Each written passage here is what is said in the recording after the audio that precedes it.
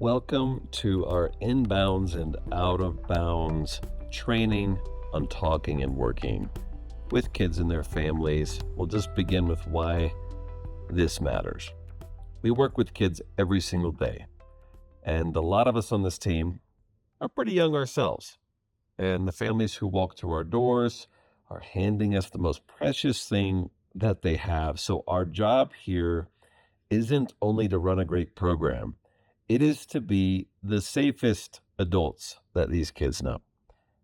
I just want to be personal for a second because I've been in the child and youth world my entire life. I've never once had a child abused on my watch. And it is a prayer of mine that it never, ever happens.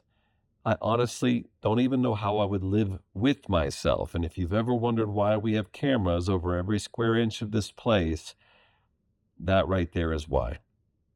This might be the most important training we do every year.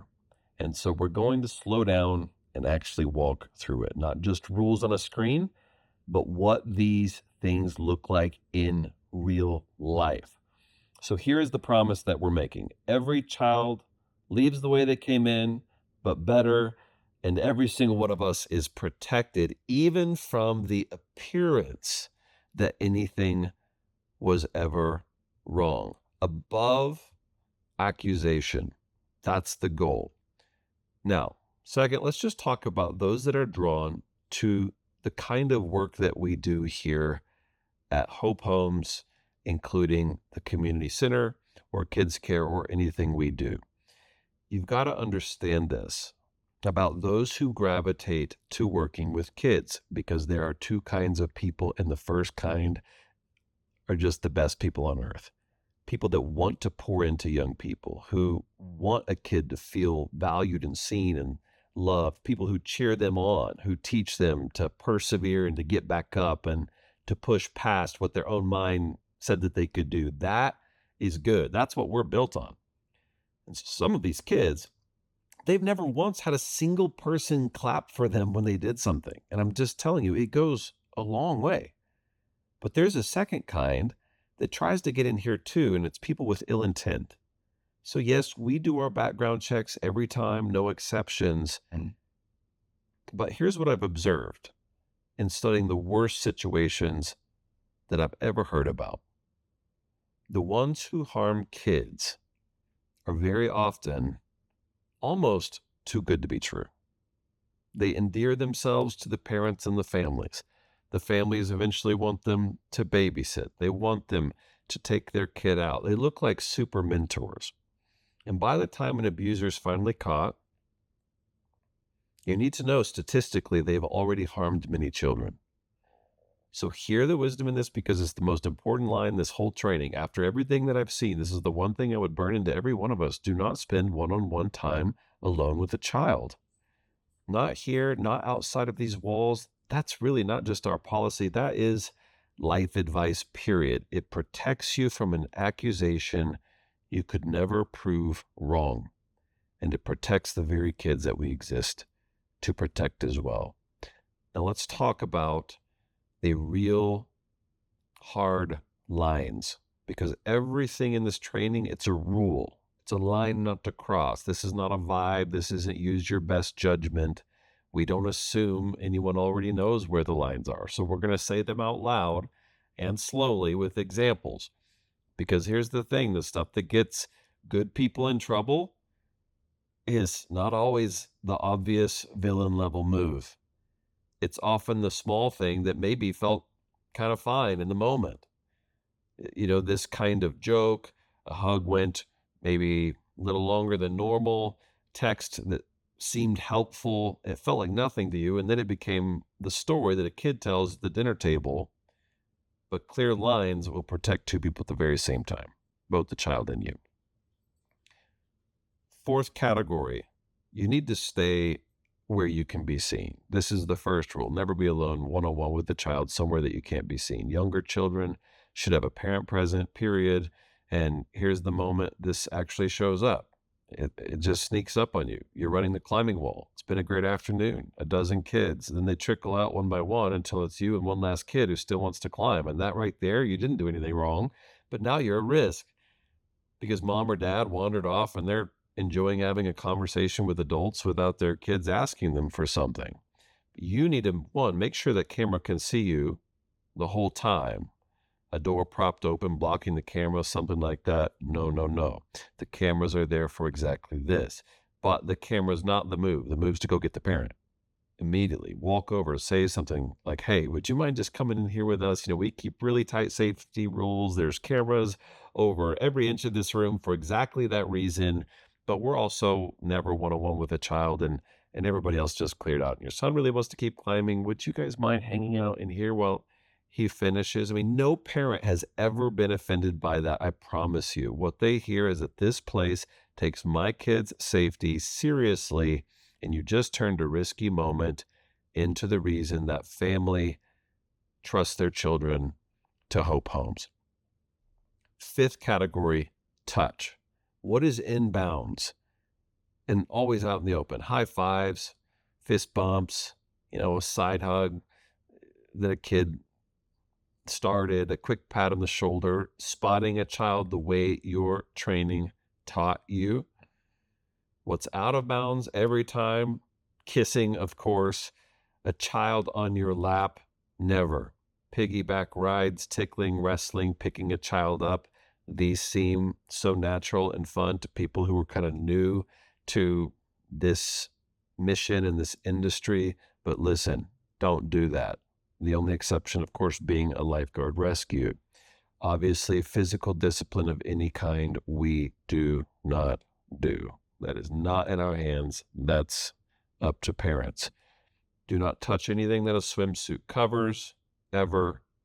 Even when you're doing climbing harnesses, if you saw me in there, you would think like something was wrong with me. The way I touch the buckle and the way that I pull those straps, if I have to, because it's a kid that's incapable, I don't ever allow my hands to come in contact with anything but the harness itself. You have to be so careful. And trust me, parents are very nervous and they're watching too.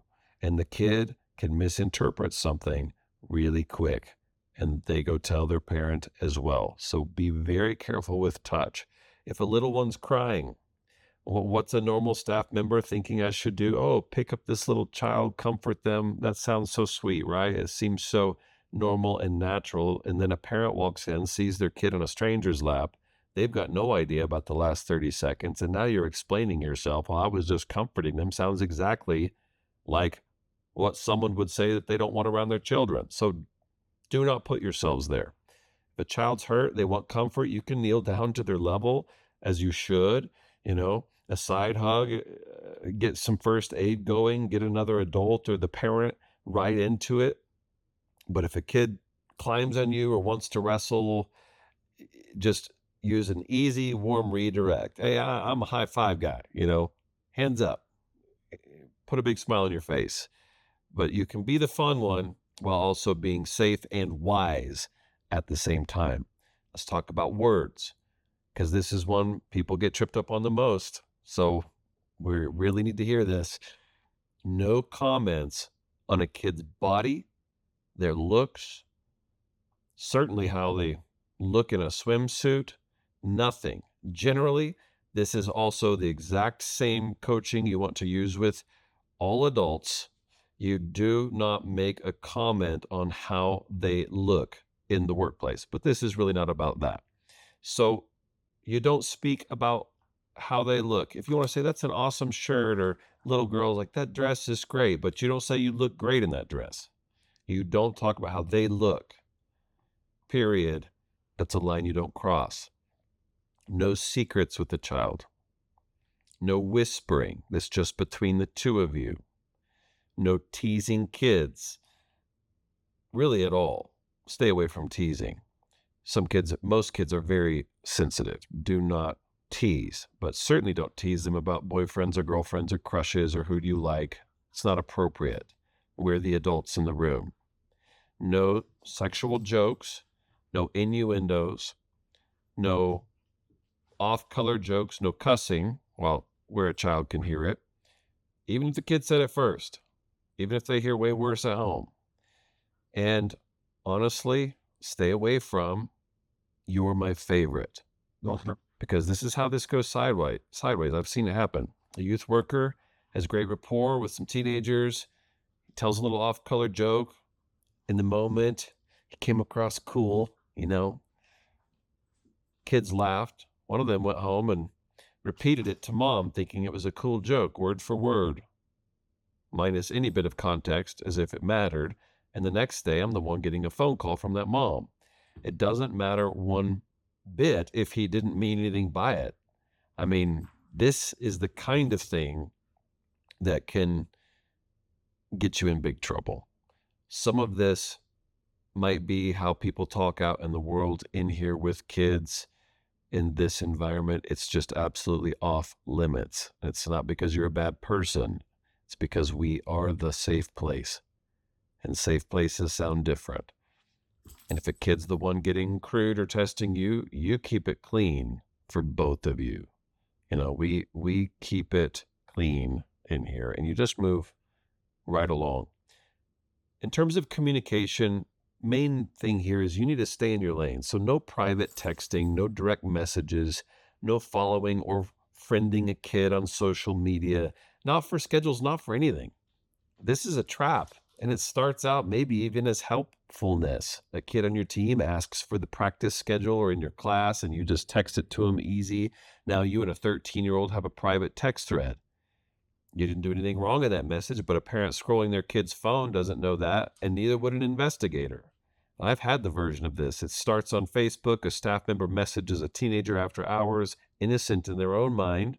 After all, like, I'm a mentor of this person. And then I've got a dad asking me why a grown adult is messaging his daughter at 10 at night. So the answer is always the same. I cannot message you directly. I can message your mom, your dad, or we can message with your mom and your dad on the thread. But all communication about a program runs through and with the parent or an official center channel. And honestly, no pictures and videos and things like that of the children on your phone. If you're tasked with taking some photography, you want to just get that to the center for marketing purposes and get rid of that on your phone. But here's the whole thing in one line. Don't step 1 inch beyond being a professional teacher, coach, Hope Homes staff member, because that is the relationship. It's a good one. Stay in that lane. Let's talk about gifts, favors, and outside contact a little bit more as well. No personal gifts to one particular kid, no special privileges, no money, no babysitting, no private lessons, no giving them rides, no hanging out with families that you met through us. You could ask us for approval if you think there might be a unique case, but 99 times out of almost 99 times, it's going to be like, absolutely not.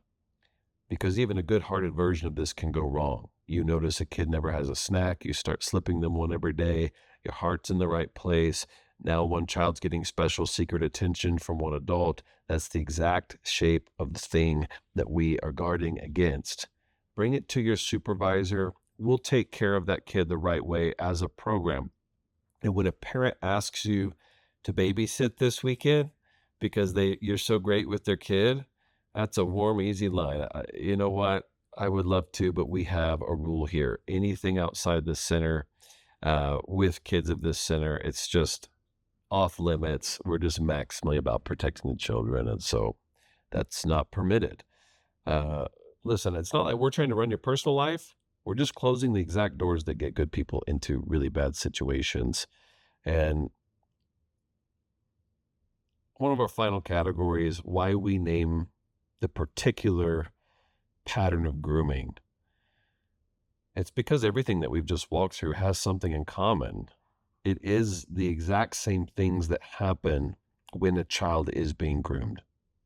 Grooming's when an adult slowly builds special access to a child, extra attention, the little gifts, the secrets, the private messages, the testing, small boundaries to see what they can get away with. And here's the hard part. Almost none of our examples I used even came from a bad person. They came from people just not being wise. But grooming and casual boundary crossing look identical. Same behaviors, same footprints. That's exactly why the too good to be true mentor slips past everyone. They look like our best people. And so we teach this for two reasons. One, so we can recognize the pattern in anyone, including a coworker we like. Two, so that none of us ever accidentally looks like it. Follow the lines, and you never have to worry about how it looks, because it looks like exactly what it is. 10, when you do see something, if you see any adult, a coworker, a volunteer, a parent, another member crossing these lines with a kid, you tell your supervisor the same day. You're not accusing anyone. You're reporting what you saw. I noticed one of our coaches keeps talking to a kid, taking a kid off on his own. You're just reporting it. And then you let leadership sort out what it means. And if what you saw might be abuse, we're actually mandated reporters. You tell your supervisor, we will call the hotline, or you call the hotline 1-844 Colorado for Kids. But telling a supervisor is also just never a substitute for ultimately reporting what needs to be reported. We are mandatory reporters. In closing, every line in this training is doing two things at once. It's keeping a child safe. It's also keeping you safe. It's keeping you clear of even a false accusation. And here's the part that's worth holding on to. For a lot of the kids who come through our doors, we might be the safest, steadiest adults in their whole week. And that's not a small thing. It's the mission. The same mission that funds care for vulnerable children here and around the world. So we hold these lines all the way. And it's not out of fear, it's out of love for these kids and respect for this team.